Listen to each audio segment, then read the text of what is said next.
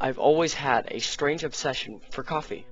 I'm not sure why, but it's the warm feeling of the hot liquid going down my throat and into my stomach. I think it's the fact that it warms me to the bone. Moving on, however. I sat at the table, drinking my cup of coffee. God, I love my job, I thought to myself, with a grin on my face and with a cup of coffee in my right hand. I glanced across the table to my friend. If you're not gonna drink your coffee, then why would you ask me to make you some? He kept silent, a blank look in his eye as he stared at me. I shrugged. More for me. I reached across the table and slid the mug of coffee in front of me.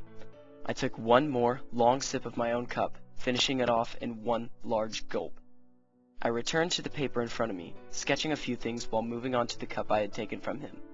I yawned deeply into my left sleeve, pausing my writing only for that. I frowned when I looked back up to my friend.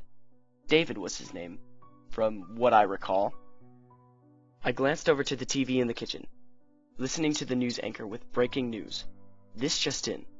Yet another body has been found. I frowned. The body that was found late last night, flowing down the little river. It had multiple lacerations, and had the word fear, with the number 3 replacing the E, carved into its stomach. Police are yet to let out any further information. This has been Action News, reporting to you live.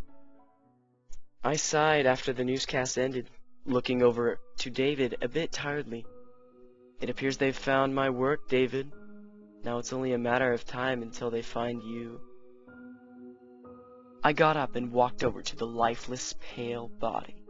It had a smooth laceration, nearly surgical, along the throat area, severing the carotid artery.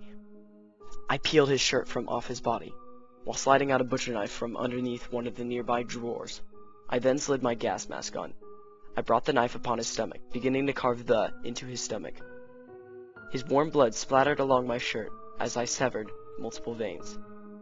My gloves had blood painted on them when I stabbed the bloody butcher knife into the wood table, letting it stick.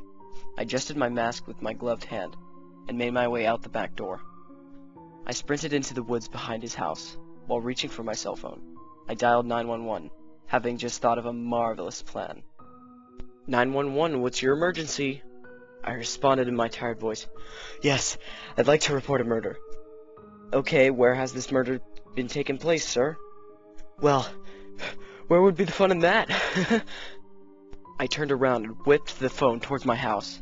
I wasn't far, so it only hit the grass in the backyard, when I turned around and ran off into the trees.